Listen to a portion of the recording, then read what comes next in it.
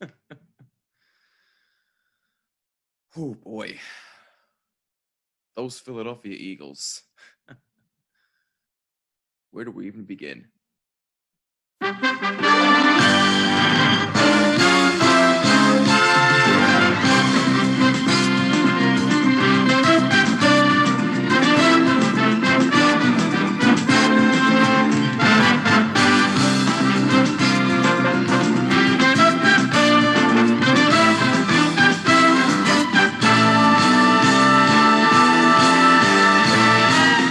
What is up? This is the Bottom Line Podcast. I'm Jimmy Fedezzi alongside Neil Villapiano. We hope you're doing well. As always, thank you so much for taking some time out of your day to take a listen. We really do appreciate it. Before we get started, questions, opinions, Twitter and Instagram at BottomLineWMCX, and on Twitter at the NVP Show. Use the hashtag BottomLine. Leave a voice message on the Anchor app or at anchor.fm. And please, if you're watching on YouTube, leave a like and a comment down below. Helps out tremendously, and please make sure you subscribe and hit that bell so you do not miss a single episode. And please make sure you subscribe on all audio listening platforms. Just include Jimmy when searching for this podcast. Neil, first of all, I hope you had a wonderful Thanksgiving with you and your family. How's everything with you? Well, thank you, Jimmy. I wish the same to you as well. Yeah, my Thanksgiving was good. I got the opportunity to, I spent it with primarily my mom, my dad, and my brother. But we were on a couple Zoom calls. I think we were on 4 in total over 2 days. So that was good. Oh, wow. Okay. Yeah. Some of them went well. Some of them, not so much. But, not everything's going to be perfect, especially now that we've entered the final boss of 2020, as our good friend Steve would say. We've entered the final month of 2020. Finally. But, I'm doing well. I've had quite the busy week. Yesterday on Wednesday was certainly one of my busiest days I've had in a while. I had to post a new YouTube video for Mofobo Network Presents, which discusses when possibly the NHL season is actually going to happen. Mm-hmm. I edited and did a new episode of the Devil's State of Mind podcast. It's actually the first episode of season 2. So we're beginning it today, actually. So we have new episodes now every Monday and Thursday, wherever you listen to podcasts. So make sure to see that on my Twitter accounts and my Instagrams and everything like that. You'll see those posts come out about an hour or so, especially, probably after we're done recording this. And I also did an episode of Mofobo Network podcast, which is already done. I had my good friend Garrett Novak, who's a diehard Philadelphia Eagles fan. So it's kind of perfect, especially because what we're talking about this morning, that I already have notes ready to go and everything. There you go. I I've done a bunch, and I also published a new book. Yes. The last time I was on here, I was literally just going to get into that. In case you show you. No, go ahead. And by the way, in case you didn't hear, Neil did publish his second book. Neil, if you want to show to the YouTube audience, for those listening on audio, that can't see, Neil, go right ahead. Show anybody who's seeing this on YouTube. Here's the book, Meet the Mets Mess, the REGRETS of New York Town, which is basically about the regrets of the New York Mets and their history, and and everything like that, from trading Tom Seaver, getting rid of guys like Nolan Ryan and Jose Reyes, Carlos Beltran, David Wright, all those things, and also from the World Series that they won 69 and 86. The World Series that they went to and lost 73, 2000, and 2015, and a bunch more. So, again, this is my second published book after, JETS Pain, which we've obviously discussed numerous times on here. But yeah, now I have this book out, available for hardcover and ebook on Amazon for also the price of $19.69. So that year is pretty good, considering. In honor of the Miracle Mets. I see what you did there. Exactly. Nice. So yeah, if you got a Mets fan, or if or if you're a Mets fan, or if you just want to support me, go check it out again. Meet the Mets Mess, the REGRETS of New York Town. So yeah, I've been pretty busy for the last couple of weeks. I feel good that I have very little work today. Obviously, this is probably the biggest thing other than my promoting that I have to do today. Right. But no, I'm good. I'm good. How about you? What's new and exciting in your life? Nothing really too much. Although I did have a wonderful Thanksgiving with my family as well. It was a Good. small gathering at my place. Nothing really too big, obviously because of what's going on. I did do a Zoom call with my aunt on my mom's side of the family, so that was really really nice. That's good. But no, yeah, nothing really too crazy. Just still looking for jobs in my field with what I want to do for a living. But you know what? Still got to forge ahead regardless of what happens in life. And Well, thank God we're finally in the right. final month of this year, which has been an absolute disaster. But you know what? We've made it this far. We can get through this, and we Yep. will get a bigger, brighter future in 2021. So we are And I think definitely one thing looking forward to that. I think one thing to mention also is that, we're already getting some positive news about, a couple of vaccines, I think two to be exact, like Pfizer Yes. and BioNTech. And I know it was just approved in the UK. So that's Yes. good news. I think here in the United States, we're supposed to start getting it in another week, I think. Yeah, for the frontline workers, right? Yeah, well, they're going to Okay. start with the frontline workers because they obviously get more exposed than anybody Right. to this. And then they're going to see how it goes. And then I think over time, more and more people are going to start getting it, especially if the results do come back and continue to be positive. We know that Pfizer and BioNTech both have over 95% success rate, which is tremendous. Obviously, you'd like it to be 100, so that you Right. don't worry about anything. And I know there's a lot of people out there that may not feel comfortable getting the vaccine, and I don't necessarily blame them. Right. But I think at the same time, considering everything that's gone on, I think it's really worth the shot. As long as it doesn't, unfortunately, take your life or anything, which I think is very unlikely with the talk about the vaccine, obviously. Yeah, the likelihood of that is very little. Yeah, So and I think if you're willing to deal with the side effects, if you do get any, and they're not too debilitating, I think that it's definitely worth it. But again, healthcare workers and the essential workers out there deserve that first. I'm very patient with this. I'm not gonna complain. Whenever it's available to people like you and I, is when I'm gonna go, because I'm very, I'm trying to do whatever I can to keep myself safe, and more importantly, keep people around me safe as much as possible. But hearing those positive things, obviously, with also what happened in the November 3rd election? What was it, the date? yeah, November 3rd. Thank you. So it's exactly a month ago. We did get, I guess, to some people, we got good news. So that kind of gives something that I don't think we've had in a while. I think that's the word hope. I don't think Right. we have been able to really say that that much. But I think now with the way this, we're into the final month and the way things are, progressing a little bit, albeit though the cases are spiking. But with that comes also the hope that, with this vaccine, with, possibly, somewhat new government and new leadership, that things can really start taking a turn for the better. And I think, that's something to really be positive about and to have moving forward. No, I mean, I couldn't have said that any better myself. You're 100% right. And hey, you know what? I'm not sure what the future holds, but you know what? With what I'm hearing, it seems to be very, very bright, and I am very much looking forward to it. We are finally starting to see that light at the end of the tunnel, and I am very, very relieved for that. But anyway, with all that being said, we can finally get into what we want to discuss, which is the Philadelphia Eagles. And to kick things off, Neil, I do believe you have a trivia question. And by the way, Yes. before you get into that real quick, I will be posting a link to both of Neil's books in the description section on the YouTube channel, and also on anchor.fm if you would like to buy both books for yourself. Me personally, I know a lot of Jet fans and I know a lot of Met fans, so I'm definitely going to be spreading the word about that. But make sure you go buy both books on Amazon and wherever hard copies are sold, and also ebooks as well. But with that being said, Neil, the floor is yours with your trivia question for the week.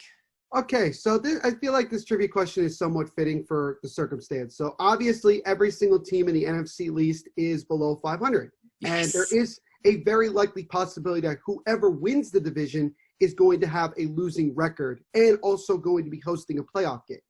Now, which is an absolute shame, by the way. Right, exactly. So, and you look at the Philadelphia Eagles, they stand at 3-7-1. 3-7-1. Thank you. 3-7-1. And, again, like I said, it's anybody's division, really, because, again, the best team in that division right now is a tie in theory record-wise between the New York Giants and Washington at 4-7. And with only 5 games left to go, or 4 to be exact, I think it was like 5. I think 5. You're right. 5 games left to go in the season. There is that very likely possibility that whoever wins this division is not going to have a 500 record. Right. Then again, crazier things have happened, so we'll see. But that's true. That brings me to the trivia question to say, sure. There are only 4 teams in NFL history to have made the playoffs with a losing record. Who are those 4 teams? And also, to put a little bit more pressure, what year was it? Jesus, what years were it, obviously? So, this is a good one, man. Wow. I think most people, they say 2. There's only been 2, but actually there's been 4 because there are 2 teams that made it in strike-shortened years. So that kind of gives you a little bit of a hint. Okay. But there are 2 that made it with a below 500 record in a 16-game season, and then there were 2 that made it in a strike-shortened season. Well, I'm going to tell you, first of all, there's no way I'm getting the answer to this. So, oh my god. Doesn't hurt to try. I'm going to do my best here, man. I'm going to say, oh my goodness. You probably have to go back. You're probably going back like 30, 40 years ago for this. Am I right? About 30. 30 years. All right. So 30 years would be more like the 90s, late 80s then. So with that being said, I'm going to say the Bills can't be one because they went to 4 straight Super Bowls in the 90s, so that doesn't count. So they're out. Could have been. Would all right, well, the Bills are going to be my one guess then, so that's the only one I've got. Okay. That's one. I'm gonna say. Wait, what year though? Give me a year with the Bills. Give me a year with the Bills. Just give me a year. For the Bills, I'm gonna say. Again, this is just a guess. There's no way I'm gonna get this exactly. I'm gonna say the Bills were in 90. I'm gonna say the Bills were in 97. 97. Okay. My second guess is going to be. Oh boy, you gave me a real good one here, man. I gotta give you props. You must have really thought long and hard about this one. I think we're gonna be here a while. We'd be here for 2 hours, but no. I was gonna say, don't take up too much time on this. No. I won't. I promise. Otherwise, again, we'd be here for 2 hours. So the Bills in 97 is my one guess. My other guess is going to be. Remember, there's 4 teams, so. Right. Yes. You still got some work to do. Right. I'm gonna say. Would Washington be a guess? Ooh. I'm gonna say I'm gonna go the then Washington Redskins. I'm gonna say that was not 91, obviously, because that's when they won the Super Bowl. Well, I mean, there still was a Super Bowl champion in the strike-shortened years. Well, yes. I'm gonna say the Redskins back in 90. I'm gonna say the Redskins in 90. No, not 93. Not 93. I'm gonna say 19. I want to go 1989, so that's gonna be. So you want to go with 89? Yeah, Redskins in 89. So Bills in 97, Redskins 89. Only halfway there. All right, so I got 2. All right, got 2 more. So. Gosh, I'm trying to think what awful teams there were 30 years ago. There were a lot. I know there were obviously plenty of them. So I got the Bills and I got the Redskins. I'm I'm gonna say, who's my third guess? I'm gonna say, Let me help you. Let me help you a little bit. okay, Let me help you a little bit. okay. The other two teams have done this within the past decade. So this is a lot Oh more. boy, The other two teams are a lot more recent. more recent. More Okay. recent. Don't look at your. I see you looking at your phone. Put your phone down. I'm talking to somebody. Thank you very Sure. much. All right. Yeah, that's what you. Yeah, you're talking. You're talking to your source that's giving you the answer. Oh, my, That's what you're talking. will you stop? So the recent. Oh, then the Raiders can't be one because they didn't even make the playoffs with an under 500, or did they? Maybe they did. Who knows? If you want to take a guess, I mean, if you want to put that down, you Fine, might get, fine. I'll say the Raiders in 2000. Oh man, they've been terrible for God knows how long up until this okay. Well, point. to be fair, they haven't been. They're not terrible right now. Well, I mean up until I this do get point. your point. I get your point. But I'm gonna say the then Oakland Raiders because I'm still not used to saying Vegas. I'm gonna say the Raiders back in 2005. I want to say so. I'm gonna Okay. the Raiders in 05. 05. And then the That's other not this one. I just want to let you know that wasn't this past decade, but okay. Oh, sorry. No, it's fine. We'll keep. All right. We'll So, keep it. well, It's that's not a my big guess deal. anyway. So I'm Don't throwing worry it about out there. You already said it. It's already been put in. I know. Sorry. So I have the Bills, I have the Redskins, and Bills, I have the Raiders. This is So what I you have have so one far. more. Bills 97, Redskins 89, Raiders 2005. You got one more. By the way, I'm sorry this is dragging on long, but if this is entertaining you out there, we're glad. It's probably more entertaining if people are watching this. Than It's more fun to see me screw up like this. Let's be honest. It's fun to see you squirm. That's what's funny. All right. So then, if it's the last decade, I'm gonna say then Bills, Redskins, Raiders. I'm also gonna throw out the San Diego Chargers Okay. back in 2010. So that's my official All right. not right guess. Those four teams. Wow. Well, Jimmy, I could say with 100% certainty, I'm really impressed. I really am. Because What? you got none of them right. You weren't even close. I had a feeling you'd say that. You were close with what? Here's the thing. You got a year right. Okay. You got a year right, but all the teams you were completely wrong. So hey, you know what? You know what? I will take the fact that I got a year right because that was a tough question. All right. So the first one you said was the 1997 Bills. Now, okay. The first two actually happened in the same season, if you can believe that. Oh, wow. Okay. In the 1982 strike-shortened year, which the Redskins ended up winning the Super Bowl that year. That's kind of why I said that there was a team that ended up winning the Super Bowl that year. But the Cleveland Browns and the Detroit Lions both made the playoffs with a 4-5 record. They both got the doors blown off them in the first round of the playoffs. That doesn't surprise me in the slightest. You got to go all the way to 2010. The Seattle Seahawks not only made the playoffs with a 7-9 record, but they won the division. Oh, and people remember I forgot about the year that. where the Seahawks played the New Orleans Saints in the first round, the defending Super Bowl champions. And they had no business being there. And if we all remember, Marshawn Lynch had that explosive run where he trucked over a couple guys, and then he did his classic hold my you-know-what celebration in the end zone, which the Seahawks ended up winning that game. They ended up losing in the divisional round to the Chicago Bears the next week, but just thought that would be one. So that's the third one. And the fourth one was actually the 2015 Carolina Panthers with a 7-8-1 record, and they won the division.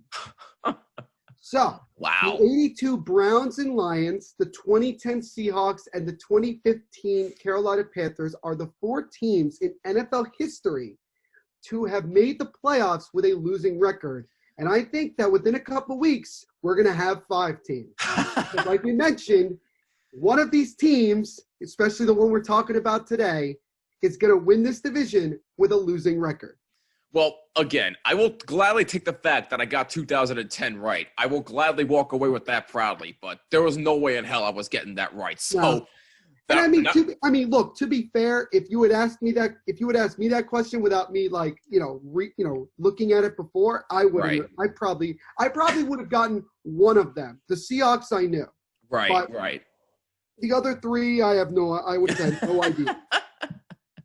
But you know what? It's still the morning, and there's nothing like, waking up your brain with a difficult question like that. Yeah, it already hurts thinking about it. I better bounce back next week for a good one. But Yeah, anyway, with all that being said, and hey, again, let's be honest. It was more fun to see me screw up than what we're talking about today, but I digress there.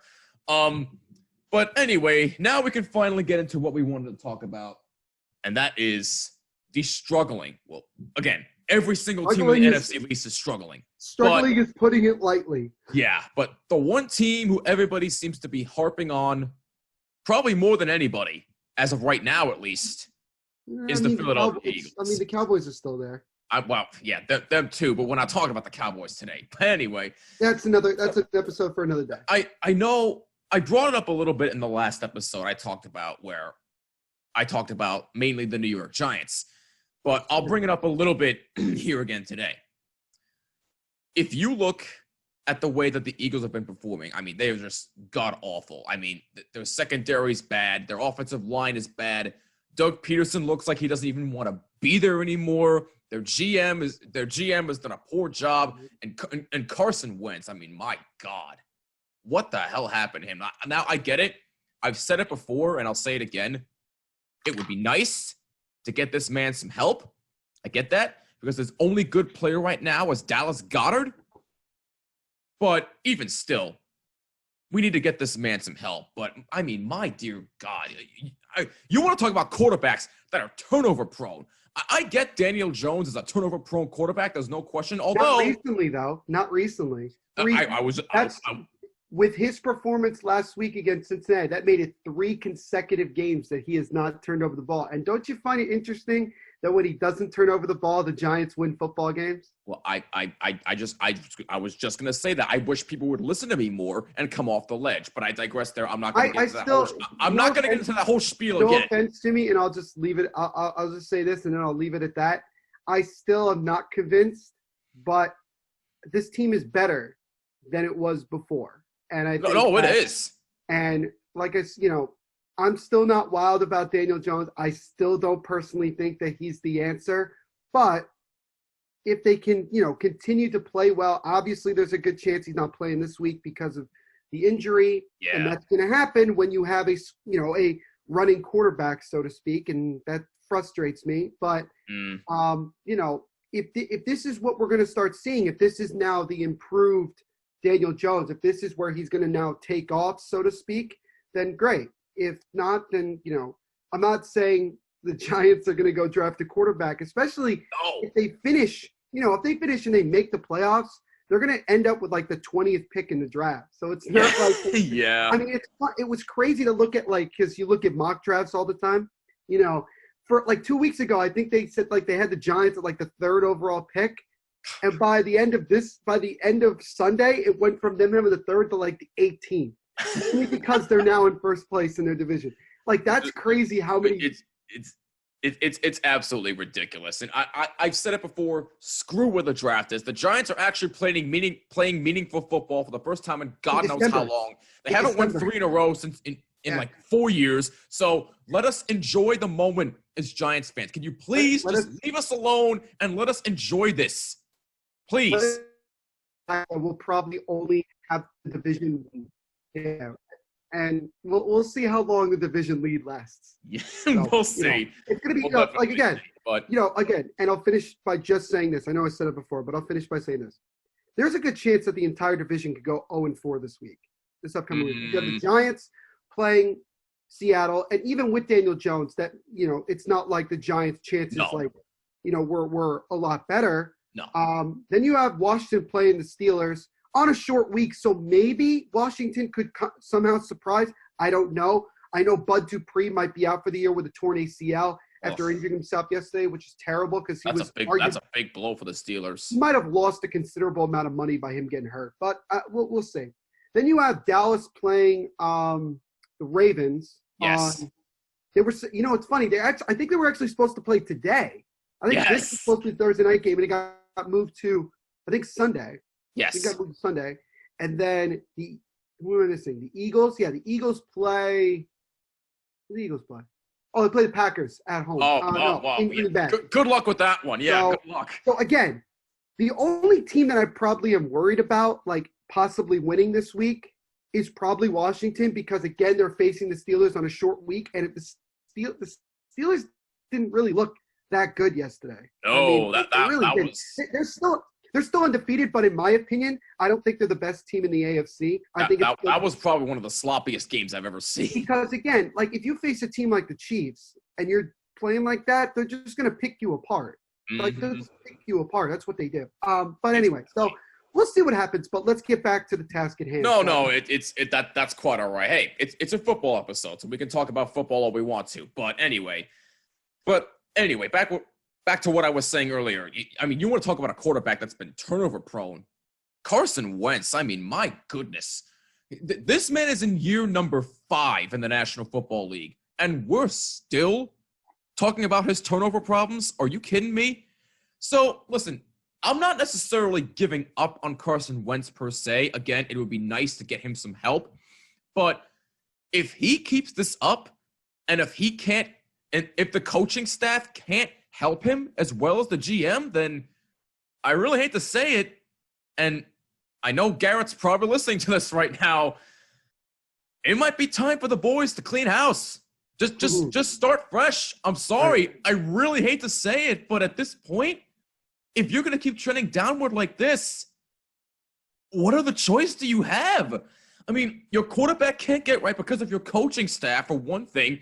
He's turning over the football like crazy. He's making these boneheaded throws that he shouldn't be making. Granted, it's not all his fault, but even still, he needs to clean that up. Like I said, Doug Peterson looks like he doesn't even want to be there anymore. So at this point, if you're the Eagles, either you win the division somehow, some way, or you start fresh. I really don't think. Well, look, at this point, the division hopes are slipping away. And if they lose to the Packers this week, which is more likely than they will, depending on, is it played in Philly or in Green Bay? I believe it's in Green Bay. All right, well, that's another reason they're going to automatically lose that game. It doesn't matter either way. No fans, and it doesn't matter. So well, that's true. But either way, if they lose to the Packers this week, which is more than likely that they will, I hate to say it, but their division hopes are over, because there is no way in hell that the Eagles are going to come back from a 3-8-1 record and win the NFC East. Although, again, it's the NFC East. Crazier things have happened, and it's also 2020, so we could see crazy things. Hell, maybe the Eagles could go on a run here, but we'll see what happens there. But bottom line, the Giants are the better team in the NFC East right now, and the Eagles, it might be time to clean house, boys. I really hate to say it. I'm sorry, but at this point, I don't think you have any other options. Neil, the floor is yours. Well, I mean, the first thing that I'll say real quick is that, again, like I've mentioned before, there is a good chance that all 4 teams in this division could lose this upcoming week. So even if the Eagles lose and go to 3-8-1, it's not gonna be like that they are all of a sudden out of it. Like they'll still be pretty much where they were before that week started. So I mean, that's the thing to keep in mind. Now let's look at the rest of the Eagles schedule, because I remember they were showing a statistic on Fox during the Giants game against the Bengals this past week. They were showing, these schedules for all the teams in the NFC, least the rest of the West. And by the way, I don't mean to cut you off. I'm sorry, but I have a couple of statistics to bring up right after you're done. But continue. Go ahead. You look at it, they're at Green Bay this week, talking about the Eagles. Then they play the Saints at home. And even without Drew Brees, the Saints are still better. Yeah. Then they're at Arizona, which, again, not likely. Then they play the Cowboys, which I think they'll probably end up winning. Right. Even if it's in Dallas. And then they play the football team at home, which could go either way. I don't really. It's just what's funny about that last week, week 17. You'll have the Eagles playing Washington and the Giants at home against the Cowboys. So that could very well be that week. Could be that week that says, okay, this is really going to determine who wins the NFC least. That's really what you're looking at. So when you look at the Eagles schedule, you look at it and say most likely they're not going to win their next 3 games. So they're going to probably end up being 3-10-1 by week 16. So they could, it could be 2-3 weeks before they're really out of it. You're clearly seeing an Eagles team that just looks absolutely defeated, and it's just looking like they're going through the motions, and they just want the season to end, however it ends, whether they make the playoffs or they don't. I think they just, by the way, again, sorry to cut you off, Neil. The experiment with Jalen Hurts is not working. I'm sorry. Well, it's just not working. I Yeah. get it. He just got drafted. I understand that. But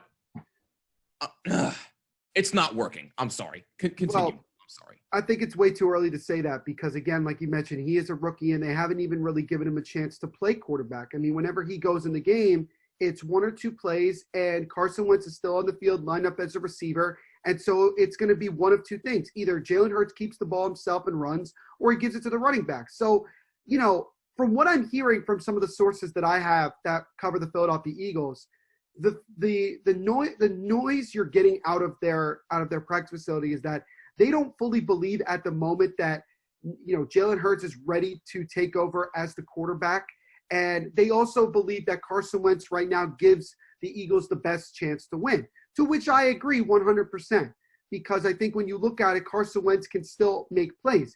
He does miss a lot of passes, and even this past Monday night against Seattle, he looked like he just looked lost in many ways. Now, it's not fully on him because they barely have any weapons. Luckily they are getting some weapons back this week. Zach Ertz was activated off IR. I think also another receiver was activated off IR as well. So, Carson Wentz is going to get some more weapons back, but at the same time, is it going to be enough to really get things going? I think another thing to point out is that you look at Doug Peterson. He fired Mike Groh, the offensive coordinator, back in January. Yeah. And they also fired the receivers coach as well. And they never bothered to hire anyone else. So Doug Peterson now is not only the head coach, but he's also the offensive coordinator. So he makes all the play calling. And I think his play calling has been very bad. And it has. I think at times it just isn't working, and it's not very creative. And I think, unfortunately, it's too late in the season to make that type of change because you really don't have anybody who necessarily could do the play calling at the moment. So I think right now the Eagles might just roll with whatever they have at the moment and then maybe make changes. I think that there will be wholesale changes that will happen after the season, especially if they don't make the playoffs. The only change that's not going to be made is what they're going to do with Carson Wentz. Because here's something that people need to understand.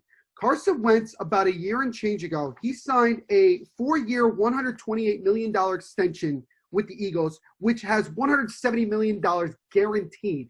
If the Eagles decided for whatever reason, clearly not logical, to cut, release, move on from Carson Wentz, the dead cap money would go up to $59 million. The Eagles would be paying $59 million in dead money to move on from Carson Wentz. No team in the National Football League is going to take on that contract. So the Eagles know they can't trade him. The Eagles know that they really can't cut him either unless they really just want to, swallow their pride and just say, all right, screw it. And then just have to realize that they're going to have to get rid of a bunch of other guys and they're going to be very bad for the next handful of years. So that's something that we know is definitely not going to happen. But there's some bad contracts on the team that are probably going to end up being moved on from, whether it's via trade or just, releasing guys. There also is the speculation that Doug Peterson might be out of a job after the year. I think there's a possibility. And that is a real high possibility now. I want to say something that our good buddy Garrett said to me yesterday when he was on Mofobo Network podcast last night. And go subscribe to that, by the way. Doug Peterson is a good head coach. He's just not a good play caller. That's his problem. Now, Doug Peterson was an offensive coordinator with Kansas City, with Andy Reid, and also in Philadelphia as well. But I think at this point that Doug Peterson and the Eagles need to go out and get a legitimate offensive coordinator to be in charge of that, so that Doug Peterson could be more of a game manager and just look at the whole team. I'll give you an example. Joe Judge, the head coach of the New York Giants, he's not an offensive coordinator. He was never a defensive coordinator. He was a special teams guy. He's considered to be a manager. He's not really in charge of one aspect of the team. He monitors the entire team. And that's why he has coordinators. That's why he brought in people with experience that understand what they need to do and go from there. And so far, to an extent, it's worked out. It didn't work out in the first half of the year, but it seems now, after the first 3 weeks of the second half of the season, things are starting to really click for the Giants. So I think that that's what the Eagles have to kind of do. They have to find that good offensive coordinator, a solid, reliable receivers coach, and go from there and make it a group effort. I think that's how you improve moving forward. Not this year, regardless of what happens, just not this year, but definitely in the next couple of seasons, you need to do that. And you need to give Carson Wentz some opportunity to do something with legitimate talent around him, because it's really hard for me to sit here and 100% say Carson Wentz is terrible. He'll never recover from what he once was, blah, blah, blah. And I say, well, if you look at the last couple of years, they haven't really ever had the greatest amount of talent around him. I personally believe the Eagles built their team for that year that they won the Super Bowl, and they've never really tried to build off of that. They kind of just let Carson Wentz try to carry the team on his back, and quite frankly, it hasn't worked. But there is some blame on Carson Wentz because he is the quarterback and he has to go out and do what he needs to do. But I put out a Twitter poll last week, and I talked about it last night with Garrett, that I just don't personally think that all this blame on Carson Wentz is 100% justified. I think that there's a lot more problems here. I think Howie Roseman is just not that good of a general manager. I think he does really well with, the other aspects of the Philadelphia Eagles organization, making money, doing things like that. But as far as running a football team, running a football franchise, he's not it. So I think what he should do is step down as GM. I think he would still be vice president of the Eagles. But I think he should step down as a general manager, hire a general manager who understands football, and go from there. And then, it's kind of like, when Jerry Jones hired Jimmy Johnson, and Jerry Jones said to Jimmy, you handle football, I'll handle business, and we'll make sports history. And they ended up winning 2 Super Bowls together. Right. So, I mean, that's kind of the same thing. And that's what I think I would want to see from Philadelphia. And you look at Carson Wentz, he has a 49.7 QBR, which is 5th worst in the National Football League. He has a 58.1 completion percentage, which is about middle of the pack. Same thing with touchdown passes. He has 16. And he has now 15 interceptions, which is by far the most amount of interceptions other than Daniel Jones. Now, I think Carson Wentz leads the league in interceptions. He does. And I think Daniel Jones only has 12 at the moment, or 13. It doesn't matter.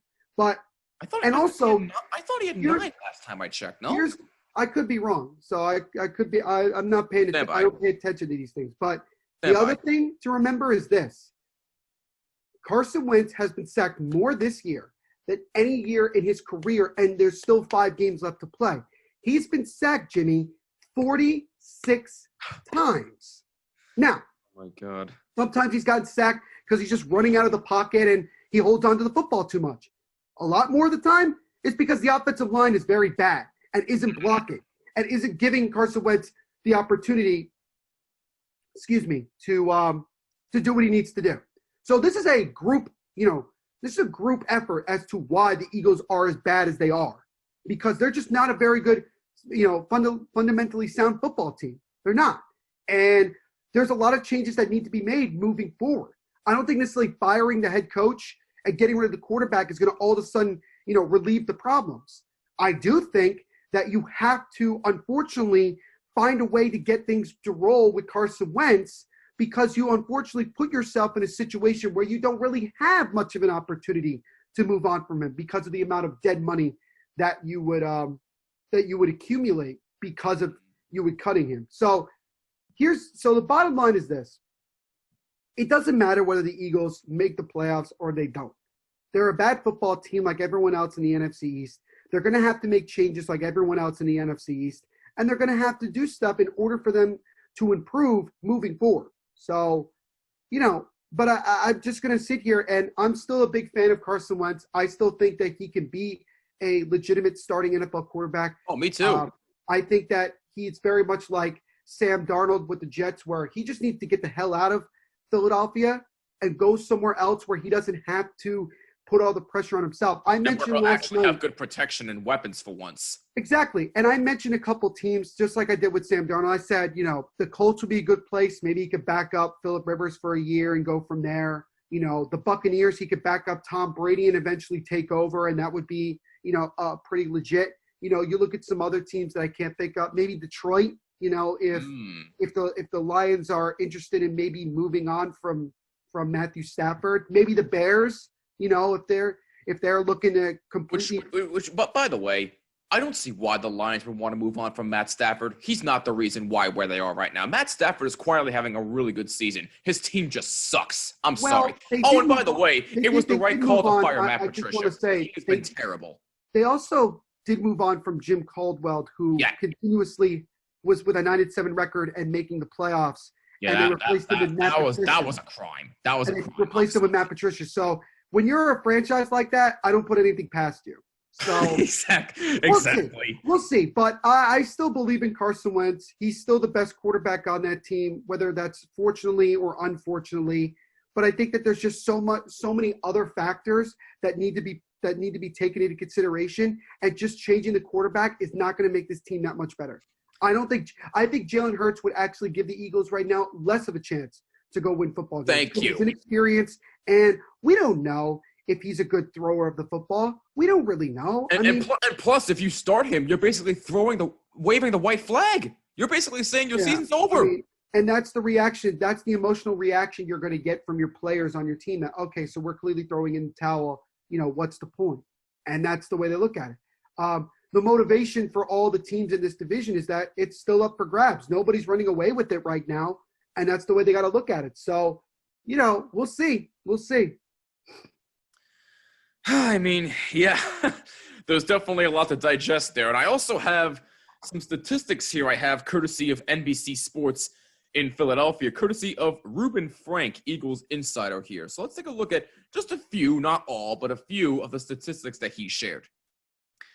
The Eagles are on pace to become the first team in 47 years and only the third in NFL history to average above 5 yards per running play and below 5 yards per pass play.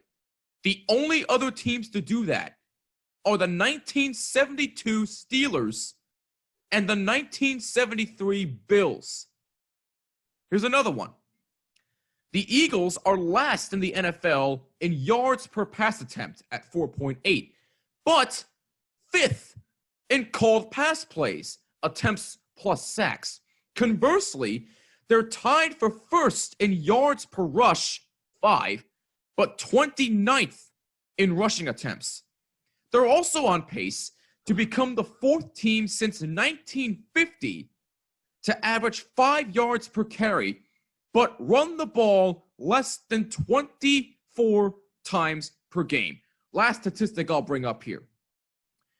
They're also on pace to become the fourth team in NFL history to throw the ball at least 600 times. Yes, 600 times, but average below 5 yards per pass attempt.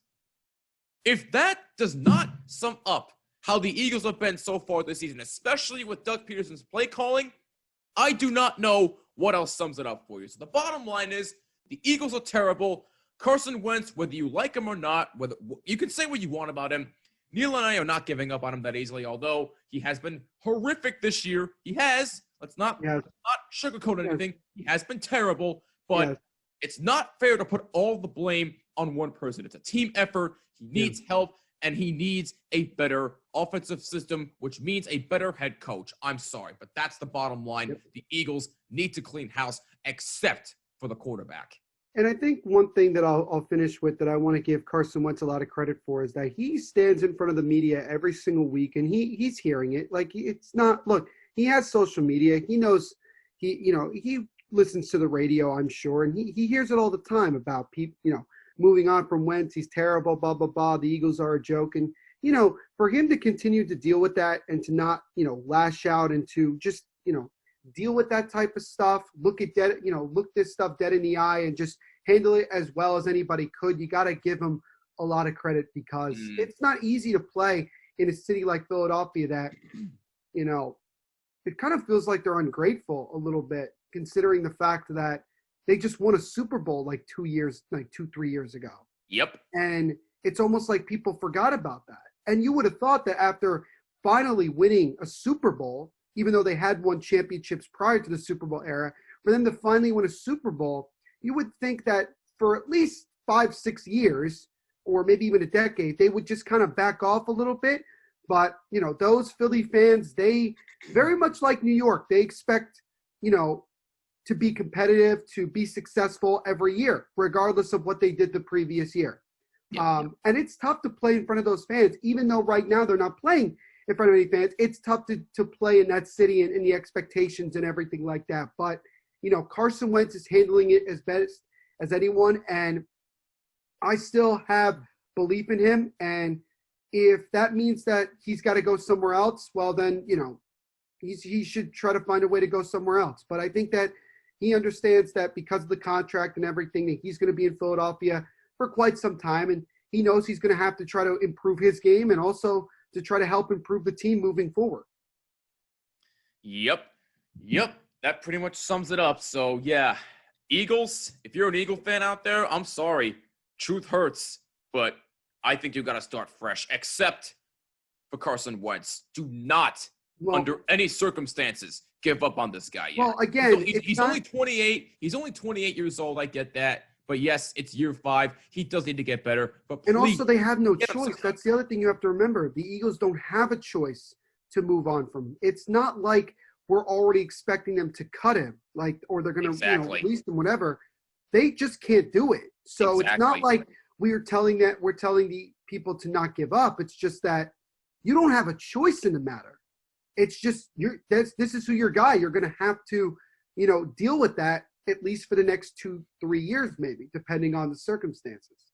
Yep, exactly. So, yeah, bottom line, the Eagles stink, and it's time for wholesale changes at the end of the year. And on that note, that'll wrap it up for this episode of the Bottom Line Podcast. If you have any thoughts on anything we discussed, let us know on Twitter and Instagram at BottomLineWMCX and on Twitter at The NVP Show, hashtag BottomLine. Leave a voice message on the Anchor app or at anchor.fm, and please leave a like and a comment down below if you're watching on YouTube, and please make sure you subscribe and hit the bell so you do not miss a single episode, and please make sure you subscribe on all audio listening platforms.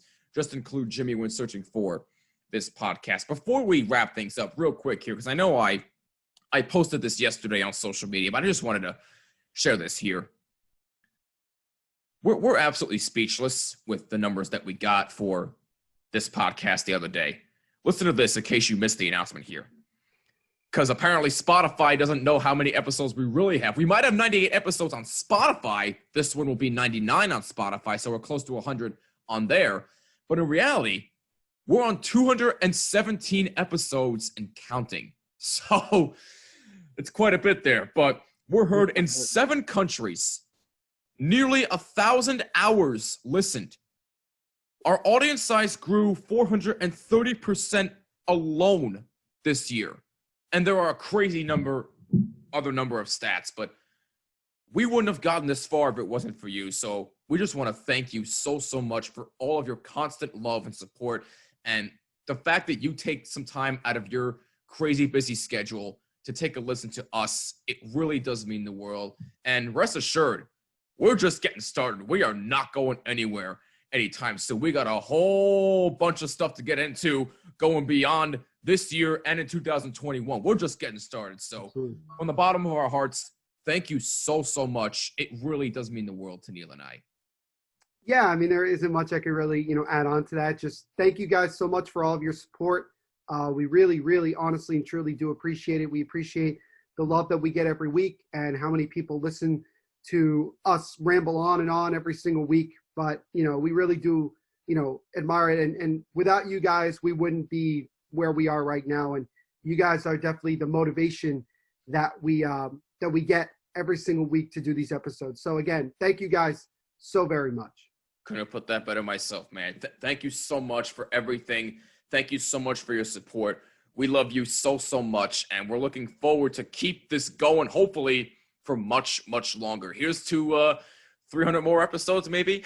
maybe wishful thinking, but hey, we could get there. You never know. But we're coming after you, Joe Rogan. Yeah. Coming after you. There you go. But anyway, look, hey, the year's almost over, thankfully. 2021's coming up before you know it. Just a few short weeks, and we're just getting started. We're not going anywhere anytime soon, and it's sure going to be a hell of a year, not just for this podcast, but for us personally, and I'm sure for you personally out there as well. So thank you so, so much for everything so far. We're just getting started. We'll see you next week for New Villa Piano. I'm Jimmy Finizzi. This is the Bottom Line Podcast. See you in the next episode. Peace out.